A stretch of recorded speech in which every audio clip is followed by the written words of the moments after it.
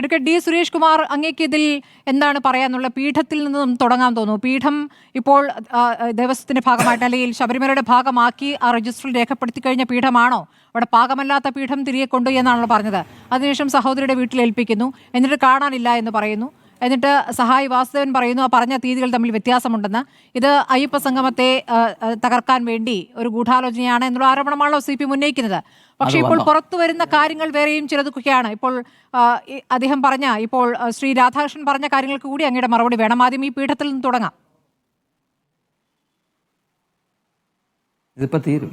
അല്ല, പീഠത്തിൻ്റെ കാര്യത്തിൽ നിന്ന് ആരംഭിക്കുന്നതിന് മുൻപ് തന്നെ ദേവസ്വം ബോർഡിൻ്റെ ആഭിമുഖ്യത്തിൽ പമ്പയിൽ സംഘടിപ്പിച്ച ആഗോള അയ്യപ്പ സംഗമവുമായി ബന്ധപ്പെട്ട് തുടക്കം മുതൽ തന്നെ BJPയുടെയും സംഘപരിവാരത്തിൻ്റെയും നേതാക്കന്മാരും ഐക്യജനാധിപത്യ മുന്നണിയുടെ നേതാക്കന്മാരും പ്രത്യേകിച്ച് കേരളത്തിൻ്റെ ബഹുമാന്യനായ പ്രതിപക്ഷ നേതാവടക്കമുള്ള ആളുകൾ യാതൊരുവിധ വസ്തുതകൾക്കും നിരക്കാത്ത നിലയിലുള്ള ആക്ഷേപം ഈ ശബരിമലയുമായി ബന്ധപ്പെട്ടുള്ള കാര്യങ്ങൾക്ക് ഭക്തരുടെ മനസ്സിലേക്ക്, കേരളത്തിലെ പൊതുജനങ്ങളുടെ മനസ്സിലേക്ക് തെറ്റിദ്ധാരണ വരുത്തുന്ന നിലയിൽ നിരവധിയായിട്ടുള്ള ആരോപണങ്ങൾ ഇതിനോടകം തന്നെ ഈ ആഗോള അയ്യപ്പ സംഗമത്തിന് മുന്നോടിയായി നടത്തിയിട്ടുണ്ട്. അവരുടെ മനസ്സിലേക്ക് തെറ്റായ ധാരണകൾ ഉണ്ടാക്കുന്ന വിധത്തിലുള്ള ആശങ്കകൾ പരത്തുന്ന തരത്തിലുള്ള വിഷയങ്ങൾ ഉണ്ടാക്കിയെടുക്കാൻ വേണ്ടി ബോധപൂർവം ശ്രമം നടത്തിയിട്ടുണ്ട്. അതിൻ്റെ ഭാഗമായി ആദ്യത്തെ സ്റ്റേറ്റ്മെൻറ്റ് BJPയുടെ സംസ്ഥാന പ്രസിഡന്റ് ശ്രീ രാജീവ് ചന്ദ്രശേഖർ നടത്തിയിട്ടുള്ള ആദ്യ സ്റ്റേറ്റ്മെൻറ്റ് തന്നെ ആഗോള അയ്യപ്പ സംഗമം നടത്താൻ അനുവദിക്കുകയില്ല എന്ന നിലയിലായിരുന്നു.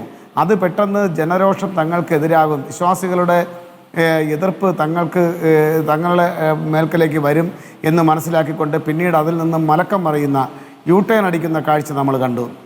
അഭിപ്രായത്തെ ചെറിയ മാറ്റം വരുത്തി. ആ മാറ്റം വരുത്തൽ എന്ന് പറയുന്നത് തമിഴ്നാട് മുഖ്യമന്ത്രി ബഹുമാന്യനായ ശ്രീ MK സ്റ്റാലിനെ ഈ പരിപാടിയിൽ പങ്കെടുക്കാൻ അനുവദിക്കുകയില്ല എന്നാണ് ഞാൻ ഉദ്ദേശിച്ചത് എന്ന് പറഞ്ഞു. പിന്നീട് നമുക്കെല്ലാവർക്കും അറിയുന്നത് പോലെ ഐക്യജനാധിപത്യ മുന്നണിയുടെ കോർട്ടിലേക്ക് പന്ത് പോവുകയും ഐക്യജനാധിപത്യ മുന്നണി ആഗോള അയ്യപ്പ സംഗമത്തിൽ പമ്പയിൽ സംഘടിപ്പിക്കുന്ന, ദേവസ്വം ബോർഡ് സംഘടിപ്പിക്കുന്ന ആഗോള അയ്യപ്പ സംഗമത്തിൽ പങ്കെടുക്കണമോ വേണ്ടയോ എന്നതിനെ സംബന്ധിച്ചുള്ള തീരുമാനം ചർച്ച ചെയ്യുന്നതിന് വേണ്ടി അവരൊരു ദിവസം മുഴുവനും എടുത്തു. ഞാൻ മനസ്സിലാക്കുന്നത്, അനൗദ്യോഗികമായി വന്ന വാർത്തകളിൽ നിന്ന് മനസ്സിലാക്കുന്നത്, മുസ്ലിം ലീഗ് ഉൾപ്പെടെയുള്ള ഐക്യജനാധിപത്യ മുന്നണിയിലെ പ്രധാനപ്പെട്ട കക്ഷികൾ ആഗോള അയ്യപ്പ സംഗമത്തിൽ പങ്കെടുക്കണം എന്ന നിലപാടാണ് എടുത്തത്. അപ്പോഴേക്കും ആഗോള അയ്യപ്പ സംഗമവുമായി ബന്ധപ്പെട്ട് 3-4 ചോദ്യം ഉന്നയിക്കാനാണ് സർക്കാരിനോടും ദേവസ്വം ബോർഡിനോടും 3-4 ചോദ്യം ഉന്നയിക്കാനാണ് കേരളത്തിൻ്റെ പ്രതിപക്ഷ നേതാവ് തയ്യാറായിട്ടുള്ളത്. അതിൽ ഞങ്ങൾ ആഗോള അയ്യപ്പ സംഗമത്തിൽ അന്ന് പങ്കെടുക്കുമോ ഇല്ലയോ എന്നതിനെ സംബന്ധിച്ച് തീർപ്പ് പറയാൻ ഇവർക്കായിട്ടില്ല എന്നതും ശ്രദ്ധേയമാണ്. പിന്നീട് പമ്പയിൽ ദേവസ്വം ബോർഡ് സംഘടിപ്പിച്ച ആഗോള അയ്യപ്പ സംഗമത്തെ പരാജയപ്പെടുത്തുന്നതിന് വേണ്ടി ഞങ്ങളാണ് യഥാർത്ഥ വിശ്വാസികളുടെ സംഗമം സംഘടിപ്പിക്കുന്നത് എന്ന് അഡ്വക്കേറ്റ് ഡി സുരേഷ് കുമാർ രാഷ്ട്രീയമായി ഈ ഒരൊറ്റ കാര്യം കൂടെ പറയട്ടെ.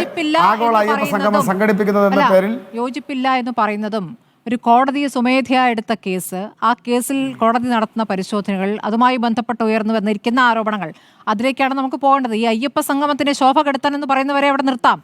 ബാക്കി കാര്യങ്ങളൊക്കെ നമ്മൾ ഒരുപാട് ചർച്ച ചെയ്താണെന്നേ. അതിലൊരു ബദൽ സംഗമം ഉണ്ടായി, ഞങ്ങൾ അതിൽ ബഹിഷ്കരിക്കാനുമില്ല, പങ്കെടുക്കാനുമില്ല എന്ന് പ്രതിപക്ഷം പറയുന്നു. കോടതിയിൽ നിന്ന് വിമർശനം വരുന്ന പശ്ചാത്തലത്തിൽ അവിടെ മോഷണം നടത്തിയെന്ന രൂപത്തിലുള്ള പ്രതികരണം പ്രതിപക്ഷ നേതാവ് നടത്തുന്നു. ഇതൊക്കെ നമ്മൾ കണ്ടു കഴിഞ്ഞതാണ്. യഥാർത്ഥത്തിൽ ഇവിടെ പ്രതിക്കൂട്ടിൽ ആരാണ് എന്നുള്ള ചോദ്യമാണ്. ഇവിടെ ദേവസ്വം ബോർഡിനെയും സംശയത്തിന്റെ നിഴലിൽ കോടതി നിർത്തുന്നുണ്ട്. അങ്ങ് ഒന്നുകിൽ ഈ പീഠത്തിൽ നിന്ന് തുടങ്ങുക, അതല്ലെങ്കിൽ ശ്രീ രാധാകൃഷ്ണൻ പറഞ്ഞ ആരോപണങ്ങളിൽ ഒരു മറുപടിയും അങ്ങിൽ നിന്ന് പ്രതീക്ഷിക്കുകയാണ്. അല്ല, അദ്ദേഹം സർക്കാരിനെതിരെയോ ദേവസ്വം ബോർഡിനെതിരെയോ ശ്രീ രാധാകൃഷ്ണൻ ആരോപണം, കാഠിന്യമേറിയ ആരോപണം ഉന്നയിച്ചിട്ടുണ്ടെന്ന് എനിക്ക് തോന്നുന്നില്ല. അദ്ദേഹത്തിൻ്റെ ഇത്രയും സമയത്തെ ചർച്ചയിൽ അദ്ദേഹം നടത്തിയ സംഭാഷണത്തിൽ നിന്നും അത്തരത്തിൽ ഏതെങ്കിലും രൂപത്തിലുള്ള അഭിപ്രായ പ്രകടനം അദ്ദേഹം നടത്തിയതായി എനിക്ക് തോന്നുന്നില്ല. അദ്ദേഹം ചില കാര്യങ്ങളിൽ ആശങ്കപ്പെട്ടിട്ടുണ്ട്. അത് നമ്മൾ നാളിതുവരെ അറിഞ്ഞ, അല്ലെങ്കിൽ മാധ്യമങ്ങളിലൂടെ നമ്മൾ മനസ്സിലാക്കിയ ചില സ്റ്റേറ്റ്മെൻറ്റുകൾ, ചില ആളുകളുടെ സ്റ്റേറ്റ്മെൻറ്റുകളിൽ നിന്ന് വന്ന വാർത്തകൾക്ക് നിന്നും വ്യത്യസ്തമായിട്ടുള്ളൊരു അഭിപ്രായ പ്രകടനമാണ് അദ്ദേഹം നടത്തിയിട്ടുള്ളത്. അദ്ദേഹം ഈ സ്വർണം പൂശുന്ന സന്ദർഭത്തിൽ അദ്ദേഹത്തിൻ്റെ സാന്നിധ്യം ഉണ്ടായിരുന്നു. അന്നത്തെ അദ്ദേഹത്തിൻ്റെ ഔദ്യോഗിക പദവിയിൽ ഉപയോഗിച്ചുകൊണ്ടുള്ള അദ്ദേഹത്തിൻ്റെ സാന്നിധ്യം ഉണ്ടായിരുന്നു എന്ന് അദ്ദേഹം അടിവരയിട്ട് പറയുകയുണ്ടായി. അവിടെ അദ്ദേഹം സ്പെസിഫൈ ചെയ്ത് പറഞ്ഞൊരു കാര്യം, ഇപ്പോൾ കോടതി തന്നെ ഒരു ആശങ്കപ്പെട്ട ഒരു കാര്യമെന്ന് പറയുന്നത്, ഈ ചെമ്പ് പാളി ഇളക്കിക്കൊണ്ടുപോയ സന്ദർഭത്തിൽ ഉദ്യോഗസ്ഥരുടെ നിലവിലെ നിയമാവലി അനുസരിച്ച് ഉദ്യോഗസ്ഥരുടെ സാന്നിധ്യം ഇല്ലാതിരുന്നു എന്നതാണ് ഇവിടെ ഇപ്പോൾ ഉണ്ടായിരിക്കുന്ന ഒരു പ്രധാനപ്പെട്ട വിഷയം. ആ വിഷയത്തെ സംബന്ധിച്ച് കൂടെ സമഗ്രമായിട്ടുള്ള അന്വേഷണം നടത്തുന്നതിന് വേണ്ടി ബഹുമാനപ്പെട്ട ഹൈക്കോടതിയുടെ ദേവസ്വം ബെഞ്ച് കൃത്യമായ അന്വേഷണത്തിന് ഉത്തരവിട്ടിരിക്കുകയാണ്. അതിനെ സംബന്ധിച്ച് പല ആംഗിളുകളിൽ നിന്നുള്ള അഭിപ്രായ പ്രകടനങ്ങൾ വന്നു കഴിഞ്ഞു. കോടതി അത് പറയുമ്പോൾ ദേവസ്വം ബോർഡ് ഉദ്യോഗസ്ഥർക്ക് വീഴ്ച പറ്റി എന്ന് കോടതി പറയുന്നുണ്ട്. ഇനിയിപ്പോൾ ഈ സ്വർണത്തിന്റെ കണക്കെടുക്കുമ്പോൾ ആ കണക്കെടുപ്പുമായി ബന്ധപ്പെട്ട് ലഭിക്കുന്ന വിവരങ്ങൾ അവിടുത്തെ ജീവനക്കാരെ അറിയിക്കുക പോലും ചെയ്യുമെന്ന് കോടതി പറയുകയാണ്. അപ്പോൾ അവിടെ അവിശ്വാസം രേഖപ്പെടുത്തി കഴിഞ്ഞിരിക്കുകയാണ്. അങ്ങനെ ഒരു പ്രശ്നം അവിടെയുണ്ട്. ഇനി ഇപ്പോൾ ശ്രീ രാധാകൃഷ്ണൻ ഏത് സമയത്താണ് അവിടെ ജോയിൻ ചെയ്തത്, എത്ര കാലം ഉണ്ടായിരുന്നു എന്നുള്ള കാര്യം അദ്ദേഹം വിശദീകരിച്ചല്ലോ. അതിൽ മാനുവൽ പ്രകാരമല്ലാതെ അന്നത്തെ ദേവസ്വം ബോർഡ് പ്രവർത്തിച്ചോ? ശ്രീ പത്മകുമാർ ആയിരുന്നല്ലോ അന്ന് ദേവസ്വം ബോർഡ് പ്രസിഡന്റ്. അത് മാനുവലിന് വിരുദ്ധമായിട്ട് നിലപാടെടുത്തോ എന്നുള്ള ചോദ്യം അവിടെ നിൽക്കുന്നുണ്ട്. നമുക്ക് സ്വർണത്തിൻ്റെ കണക്കെടുപ്പ് നടത്തുന്നതുമായി ബന്ധപ്പെട്ട് നമ്മൾ ഏതാനും ദിവസങ്ങൾക്ക് മുമ്പ് ഈ ആഗോള അയ്യപ്പ സംഗമത്തിൻ്റെ ഉദ്ഘാടനത്തിന് തൊട്ട് മുൻപായിട്ടുള്ള ഇത്തരത്തിലുള്ള ചർച്ചകളിലെല്ലാം കേരളമാകെ പടർന്ന ഒരു കാര്യമെന്ന് പറയുന്നത് വസ്തുതയ്ക്ക് നിരക്കാത്തൊരു കാര്യമാണ്. അവിടെ സ്വർണം 4 കിലോയിലധികം വരുന്ന സ്വർണം ശബരിമലയിൽ നിന്നും വളരെ ആസൂത്രിതമായി മോഷ്ടിക്കപ്പെട്ടു എന്ന് പോലും വളരെ ഉത്തരവാദിത്തപ്പെട്ട കേന്ദ്രങ്ങളിൽ നിന്ന്, അതാണ് നമ്മെ ഞെട്ടിപ്പിക്കുന്നത്. വളരെ ഉത്തരവാദിത്തപ്പെട്ട കേന്ദ്രങ്ങളിൽ നിന്ന് പോലും വലിയ ആരോപണമുണ്ടായി. എന്താണ് വസ്തുത? ഇളക്കിക്കൊണ്ടുപോയി അതിന് ആനുപാതികമായി തൂക്കം നോക്കിയപ്പോൾ കോടതിയാണ് ചോദിച്ചത് ഈ 4.5 കിലോ അലിഞ്ഞു പോയതാണോ എന്ന്, സ്വർണം അലിഞ്ഞു പോകുമോ എന്ന്. അല്ല, 4.5 കിലോ എന്ന് പറയുന്നത് സ്വർണ്ണമാണോ കോടതി ഉദ്ദേശിച്ചത്? കോടതി അങ്ങനെ പറഞ്ഞിട്ടുണ്ടോ? കോടതി അങ്ങനെ ചോദിച്ചിട്ടുണ്ട്.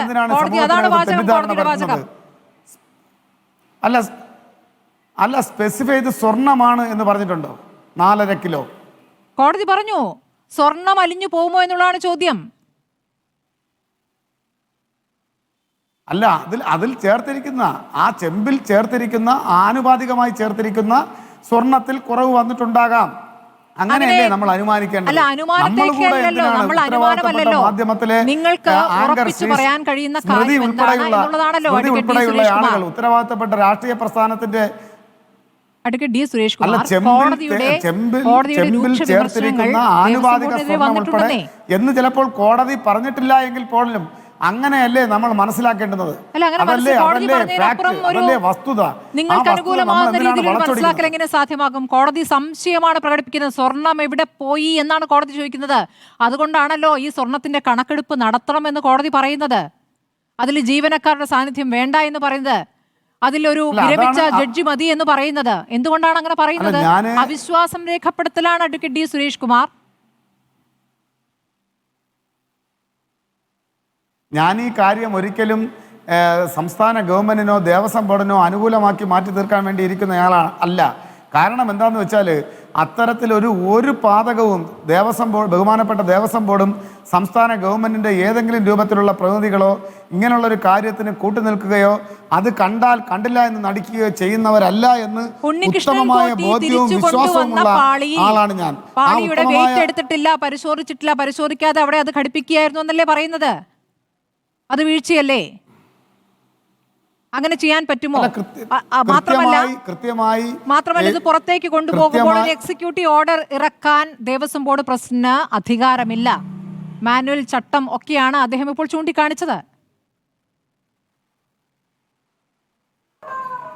തീർച്ചയായും ആ കാര്യത്തിൽ ആ ഒരു പോയിന്റിൽ കൃത്യമായൊരു അന്വേഷണവും അവിടെ ആർക്കെങ്കിലും പാകപ്പിഴ സംഭവിച്ചു പോയിട്ടുണ്ടോ എന്നുള്ളതിനെ സംബന്ധിച്ച വ്യക്തമായിട്ടുള്ള കാര്യങ്ങൾ അന്വേഷണത്തിലൂടെ പുറത്തു വരേണ്ടുന്ന ഒരു കാര്യമാണ്. അതായത് Devaswom board president executive order ഇറക്കിയത് പരിശോധിക്കേണ്ടതാണ് എന്നാണ് അങ്ങ് പറയുന്നത് അല്ലേ?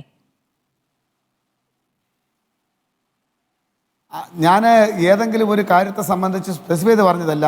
ഇത് കൊണ്ടുപോകുന്നതുമായി ബന്ധപ്പെട്ട് ഏതെങ്കിലും രൂപത്തിലുള്ള നിലവിലുള്ള നിയമത്തിന് വിരുദ്ധമായിട്ടുള്ള കാര്യങ്ങൾ നടന്നിട്ടുണ്ടോ എന്നുള്ളതിനെ സംബന്ധിച്ച് അന്വേഷിക്കുന്നതിനാണ് ബഹുമാനപ്പെട്ട ഹൈക്കോടതിയുടെ ദേവസ്വം ബെഞ്ച് ഇന്ന് കൃത്യമായി അതൊരു രഹസ്യാത്മക അന്വേഷണം തന്നെ നടത്തണം എന്നാണ് ഉത്തരവിട്ടിരിക്കുന്നതെന്നാണ് ഞാൻ മനസ്സിലാക്കുന്നത്. ഞാൻ ചോദിക്കുന്നത് ഇതിൽ മുഴുവൻ ചോദിക്കുന്നത് ദേവസ്വം ബോർഡിന്റെയും ദേവസ്വം വകുപ്പിന്റെയും ഉത്തരവാദിത്തമാണ് ഞാൻ ചോദിച്ചുകൊണ്ടിരിക്കുന്നത് അങ്ങയോട്. ഇതിൽ ഉത്തരവാദിത്തമുണ്ടല്ലോ, പരിശോധിക്കുമെന്ന് കോടതി പറയുന്നു, പരിശോധിക്കേണ്ടി വരുമല്ലോ. അതാണല്ലോ നടന്നുകൊണ്ടിരിക്കുന്നത്. വിജിലൻസ് ഒരു വശത്ത് അന്വേഷിക്കുന്നു, അവിടുത്തെ റിട്ടയർഡ് ജഡ്ജിയുടെ സാന്നിധ്യത്തിൽ കണക്കെടുപ്പ് നടത്താൻ പോകുന്നു. ഞാൻ അങ്ങിലേക്ക്